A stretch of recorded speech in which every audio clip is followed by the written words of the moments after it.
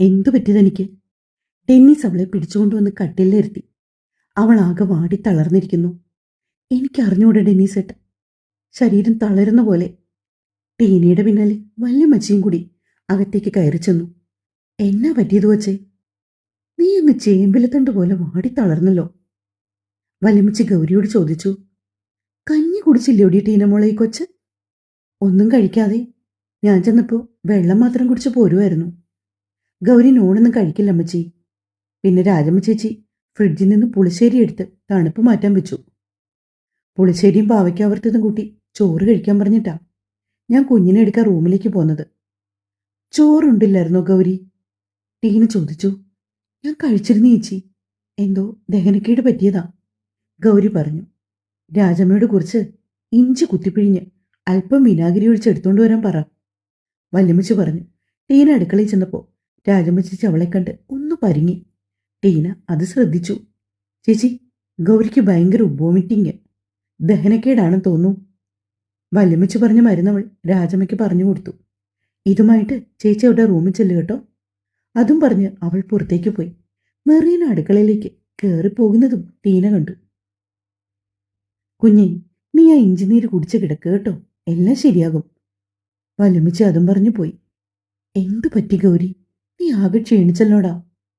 ഡെന്നീസിന്റെ മടിയിൽ തല വെച്ച് കിടക്കുകയായിരുന്നു ഗൗരി. നീ എന്തിനാ എന്നോട് കൈ സോപ്പിട്ട് കഴുകാൻ പറഞ്ഞത്? ഡെന്നീസ് പെട്ടെന്ന് എന്തോ ഓർത്ത പോലെ ചോദിച്ചു. അത് ഡെന്നീസിന്റെ കയ്യിൽ മീൻ്റെ മണമുണ്ടായിരുന്നു. എനിക്കപ്പോൾ ഓക്കാനിക്കാൻ വന്നു, അതാ. അതുകൊണ്ടാണോ നീ വാള് വെച്ചത്? പൊട്ടിച്ചിരിച്ചുകൊണ്ട് ഡെന്നീസ് ചോദിച്ചു. അവൾ അതിന് മറുപടി പറയും മുമ്പ് വാതിലിൽ വീണ്ടും മുട്ട് കേട്ടു. രാജമ്മ ചേച്ചിയായിരുന്നു അത്. കയ്യിൽ ഒരു ഗ്ലാസ് ഉണ്ടായിരുന്നു. അവർ കൊടുത്ത മരുന്ന് മൂക്ക് പൊത്തിപ്പിടിച്ചവൾ ഒറ്റ വലിക്ക് കുടിച്ചു. ഗ്ലാസുമായിട്ട് അവൾ പുറത്തേക്ക് പോയി. രാജമ്മ ചേച്ചി, ടീന അടുക്കളയിലേക്ക് വന്നു. പുളിശ്ശേരി കേടായതായിരുന്നു. ടീന ചോദിച്ചപ്പോൾ അവർ കരയാൻ തുടങ്ങി. മോളെ, മറീനെക്കുറിഞ്ഞ് അറിഞ്ഞാൽ എന്നെ ജോലിയിൽ നിന്ന് പിരിച്ചുവിടും, അവർ പറഞ്ഞു തുടങ്ങി. ചേച്ചി കാര്യം പറ, എന്താ ഉണ്ടായത്? മോളെ, ഞാൻ കറിയെടുത്ത് മേശയിൽ വെച്ചു. അപ്പോൾ മറീനക്കുഞ്ഞ് എന്തോ പൊടി കൊണ്ടുപോയി അതിലിട്ടു. ഇക്കാര്യം പറഞ്ഞ എന്നെ ഇവിടെ നിന്ന് ഓടിക്കുമെന്നും പറഞ്ഞു. അവരിതും പറഞ്ഞ് കരഞ്ഞു. അവരെ ആശ്വസിപ്പിച്ചിട്ട് ടീന പുറത്തേക്ക് പോയി. ഇത് മറീനയുടെ കളിയായിരുന്നുവെന്ന് ടീനയ്ക്ക് മനസ്സിലായി. ഗൗരി ഡെന്നീസിന്റെ മടിയിൽ കിടന്നുറങ്ങിപ്പോയിരുന്നു. അവൻ അവളെ മാറ്റിക്കിടത്തി. എന്നിട്ട് അവനും അവളുടെ അടുത്ത് കിടന്നു. ഇന്നലെ വരെ ഈ കട്ടിലിൽ ഒറ്റയ്ക്ക് കിടന്നുറങ്ങിയ താന് ഇപ്പോഴും ഒരു പെങ്കൊച്ച് എല്ലാം ഉപേക്ഷിച്ച് തന്നെ വിശ്വസിച്ചിറങ്ങിപ്പോന്നതാ. ഒരിക്കലും നിന്നെ ഉപേക്ഷിക്കില്ല ഗൗരി. അവൻ അവന്റെ പുതപ്പിന്റെ ഒരു ഭാഗമെടുത്ത് അവളെ പുതപ്പിച്ചു. മറീന ഈ സമയം സന്തോഷം കൊണ്ട് തുള്ളിച്ചാടുവാണ്. എടാ ഡെന്നീസ്, നിന്റെ ആദ്യ രാത്രി ഈ മറീന കാളരാത്രിയാക്കിയില്ലടാ. നിന്നെ ആഘോഷിപ്പിക്കാൻ ഞാൻ, കേട്ടോടാ. നീ കാണാൻ പോകുന്നതേ ഉള്ളൂ. തരുണിനെ കെട്ടിപ്പിടിച്ച് അവളും ഉറങ്ങി. രാവിലെ 5 മണിക്ക് തന്നെ ഗൗരി കണ്ണു തുറന്നു. പണ്ടേയുള്ള ശീലമാണ്. എഴുന്നേറ്റ് കുളിച്ച് വിളക്ക് കൊളുത്തുന്നത് അവളാണ്. പക്ഷേ ഇന്നോ അവൾക്ക് കണ്ണു നിറഞ്ഞു. പതിയെ എഴുന്നേക്കാൻ തുടങ്ങി. അവൾക്ക് അനങ്ങാൻ കഴിയുന്നില്ല. ഡെന്നീസിന്റെ ഇടത് കാലും ഇടത് കൈയും അവളുടെ ദേഹത്താണ്. അവനെ എഴുന്നേൽപ്പിക്കാതെ അവൾ അത് എടുത്തു മാറ്റി. എന്നിട്ട് അവൾ പോയി കുളിച്ചു വന്നു. 6 മണിയായിട്ടും ഡെന്നീസ് എഴുന്നേൽക്കുന്ന ലക്ഷണമൊന്നും കണ്ടില്ല. അവൾക്ക് പുറത്തേക്ക് പോകാനും ഒരു ഭയം. ഡെന്നീസേട്ടാ, എഴുന്നേറ്റേ. ഡെന്നീസേട്ടാ, പ്ലീസ് ഒന്ന് എഴുന്നേക്കോ. അവൾ ഡെന്നീസിനെ പിടിച്ച് കുലുക്കി. അവൻ കണ്ണു തുറന്നു. എന്താ ഗൗരി, ഇയാൾ എന്തിനാ കിടന്ന് ബഹളം വയ്ക്കുന്നത്? അവൻ ചോദിച്ചു. ഡെന്നീസ്, നേരം വെളുത്തു, എനിക്ക് പുറത്തേക്ക് പോകാൻ പേടിയാ. ഒന്ന് വരുമോ പ്ലീസ്? നീ അങ്ങോട്ട് ചെല്ല്, ആരും പിടിച്ച് തിന്നില്ല നിന്നെ. ഉറക്കത്തിൽ നിന്ന് വിളിച്ചേൽപ്പിച്ചതുകൊണ്ട് അവന് ദേഷ്യം വന്നു. ഡെന്നീസ് ഒന്നുകൂടെ പുതച്ചു കിടന്നു. ഗൗരിക്ക് കണ്ണു നിറഞ്ഞു. അവൾ പതിയെ റൂമിൽ നിന്ന് പുറത്തേക്ക് ഇറങ്ങി. അവൾ ഇറങ്ങിയെന്ന് മനസ്സിലാക്കിയ ഡെന്നീസ് പതിയെ പുതുപ്പെടുത്തു മാറ്റി.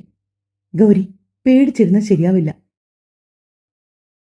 ഇനി ഈ വീട്ടിൽ താമസിക്കേണ്ടതാണ്. അതുകൊണ്ട് അവൻ ഗൗരിയോട് അങ്ങനെയൊക്കെ പറഞ്ഞതും വേഗം ബ്രഷ് ചെയ്തിട്ട് അങ്ങോട്ട് ചെല്ലണം. അവൻ എഴുന്നേറ്റു. ടീന ചേച്ചി എവിടെയെങ്ങാനും കണ്ടാൽ മതിയായിരുന്നു എന്ന് മനസ്സിലോർത്ത് അവൾ അടുക്കളയിൽ ചെന്നു. രാജമ്മ ചേച്ചി കാപ്പി ഉണ്ടാക്കാനുള്ള തയ്യാറെടുപ്പിലായിരുന്നു. ഗൗരിയെ കണ്ടവർ ആശ്ചര്യപ്പെട്ടു. കാലത്തെ കുളിച്ച് ഏറൻ മുടിത്തുമ്പ് കെട്ടിയിട്ടിരിക്കുന്നു.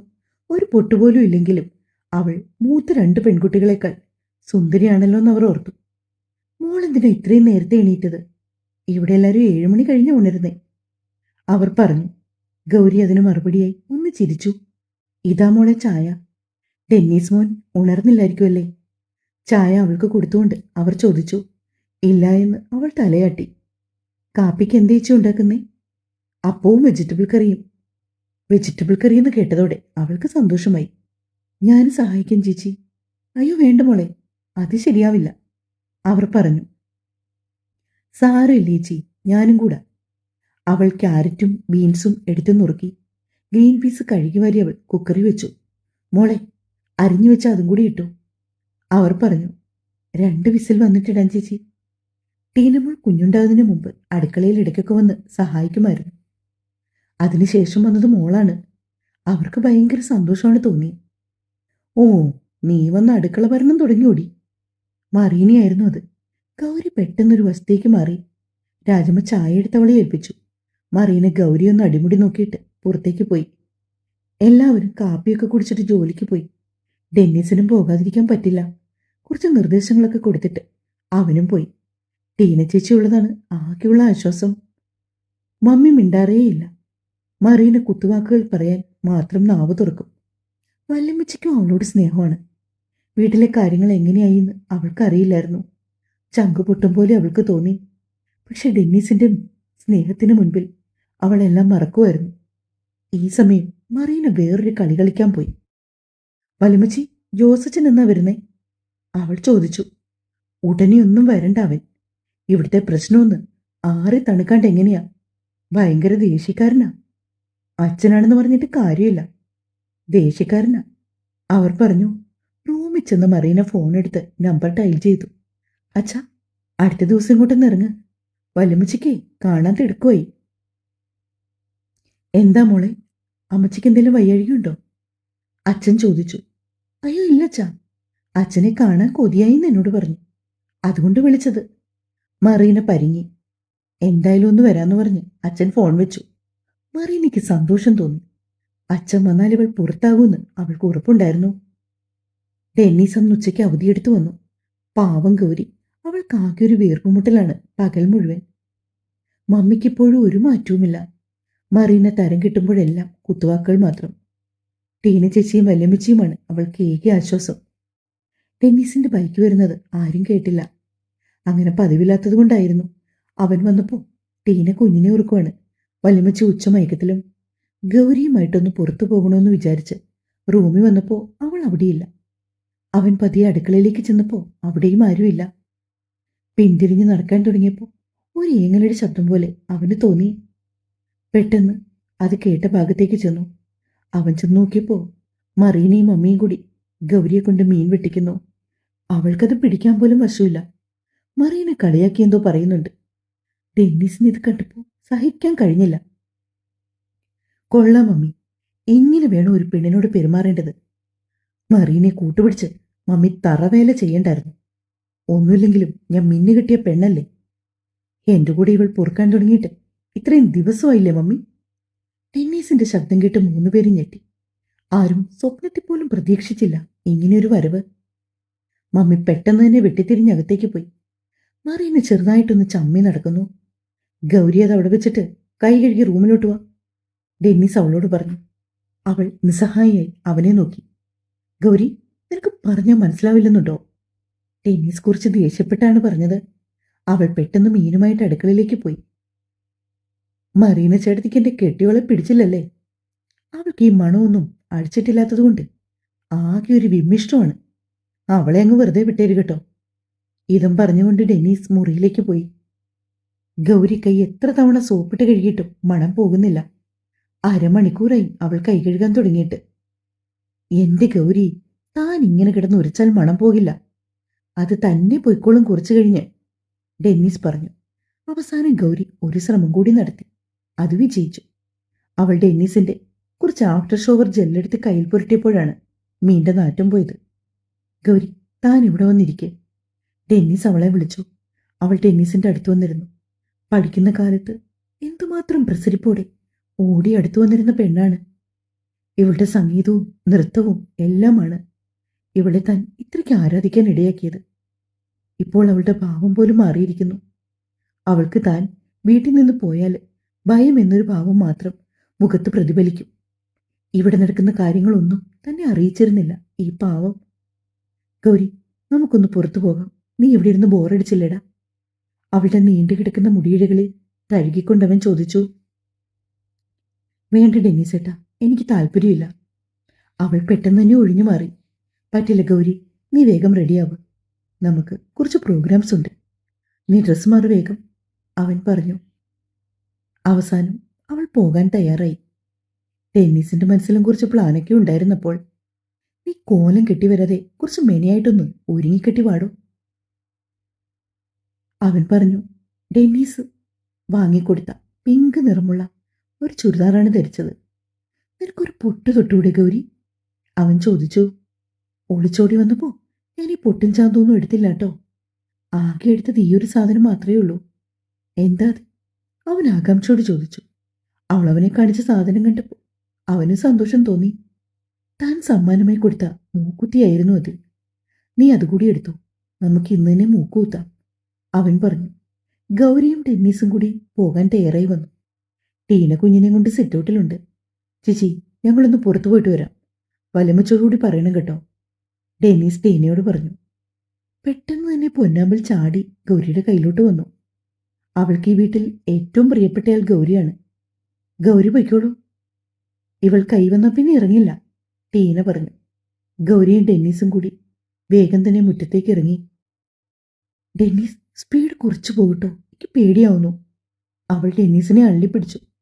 പെട്ടെന്ന് അവൻ സ്പീഡ് കുറച്ചു പോകാൻ തുടങ്ങി. അവർ ചെന്നിറങ്ങിയത് ഒരു സ്വർണ്ണക്കടയുടെ മുൻപിലാണ്. ഗൗരിയുമായിട്ട് ഡെന്നീസ് അകത്തേക്ക് പ്രവേശിച്ചു. ഡെന്നീസ് തട്ടാൻ്റെ അടുത്താണ് മൂക്ക് കുത്തുന്നത്. അവൾ പറഞ്ഞു. നീ വെയിറ്റ് ചെയ്യ്. എന്താണ് സർ വേണ്ടത്? ഒരു സ്റ്റാഫ് അവരുടെ അടുത്തേക്ക് വന്നു. 2 വളയെടുക്കണം. ഗൗരിക്ക് അറിയില്ലായിരുന്നു ഇതൊന്നും. ശരിക്കും അവൻ വൈറ്റ് ഗോൾഡിൻ്റെ. ഗൗരിക്ക് 2 വള വാങ്ങിക്കൊടുത്തു. അതിനുശേഷം അവൻ കമ്മൽ കാണിക്കാൻ ആവശ്യപ്പെട്ടു. ഗൗരിയുടെ കമ്മലാണെങ്കിൽ കാതിലുണ്ടെന്ന് പോലും അറിയില്ല. 2 മൊട്ട് കമ്മലാണ് കിടക്കുന്നത്. ജിമുക്കി കമ്മൽ വെച്ച് നോക്കിയപ്പോൾ അവൾക്ക് നന്നായിട്ട് ചേരുന്നുണ്ട്. അവൻ അതുകൂടി എടുത്തോളാൻ പറഞ്ഞു.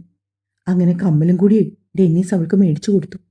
തട്ടാൻ്റെ അടുത്ത് മൂക്കുകുത്തിയപ്പോൾ ഗൗരിക്ക് വിറച്ചിട്ട് വയ്യ. താൻ കൊടുത്ത ഡയമണ്ട് മൂക്കുത്തി കുത്തിയപ്പോൾ പെണ്ണ് മുഞ്ചത്തി ആയല്ലോ എന്ന് അവൻ ഓർത്തു. നീ പോയി ആവശ്യത്തിനുള്ള സാധനം വാങ്ങിക്കേ. അവൻ ഒരു ലേഡീസ് ഷോപ്പിൽ ഗൗരിയെ ഇറക്കി വിട്ടു. എന്നിട്ടവൻ ഗൗരിക്കൊരു മൊബൈൽ ഫോണും കൂടി മേടിച്ചു. ഗൗരി അത്യാവശ്യം കുറച്ച് സാധനങ്ങളൊക്കെ വാങ്ങി. ഇതെവിടുന്ന ഇത്രയും ക്യാഷ്? എൻ്റെ 3 മാസത്തെ സാലറി ഞാൻ സൂക്ഷിച്ചു വെച്ചതാ, അതുകൊണ്ട് മേടിച്ചതാ ഇതെല്ലാം. 2 പേരും കൂടി ഹോട്ടലിൽ നിന്ന് ഭക്ഷണം കഴിച്ചു. ശേഷം അടിച്ചു പൊളിച്ചാണ് വീട്ടിൽ വന്നത്. വൈകിട്ട് ഗൗരി അവൾക്ക് ടെന്നീസ് മേടിച്ചു കൊടുത്ത ജിമുക്കി കമ്മലും വളയും ഒക്കെ അണിഞ്ഞു. ഡയമണ്ട് മൂക്കുത്തിയൊക്കെ ഇട്ട് കുളി കഴിഞ്ഞിറങ്ങി വന്നു. നടുവേ വകഞ്ഞ മുടിയിഴകൾ കുളിപ്പിന്നൽ പിന്നിയിട്ടു. സീമന്തരേഖയിൽ സിന്ദൂരം അണിഞ്ഞപ്പോൾ അവൾ അതീവ സുന്ദരിയായി. ഡെന്നീസ് ആദ്യം കാണും പോലെ അവളെ ആപാത ചൂടം നോക്കി. അപ്പോഴാണ് അവൾ രൂപത്തിൽ തന്റെ ഭാര്യ ആയതെന്ന് അവൻ ഓർത്തു. നീ അടുക്കളയ്ക്ക് ചെല്ലടി, മറീനയ്ക്ക് കലി കയറുന്ന കാണാം, അവൻ പറഞ്ഞു. ഞാൻ പോകുന്നില്ല, എനിക്ക് പേടിയാ. എൻ്റെ ഈ വളയും കമ്മലും ഒക്കെ കാണുമ്പോൾ അവർക്ക് പിന്നെയും ദേഷ്യമാകും. പിന്നെ നീ ഒന്ന് പോടി, നീ ഡെന്നീസിന്റെ ഭാര്യയാണ്, അവർ കാണട്ടെ നിന്നെ. നീ ഇത്ര സുന്ദരിയാണെന്ന് മെറീനയ്ക്ക് അറിയില്ലായിരിക്കും, ഡെന്നീസ് ഗൗരിയോട് പറഞ്ഞു. നന്നാൻറ്റി? പൊന്നമ്പൽ വിളിക്കുന്നത് നന്നാൻറ്റി എന്നാ.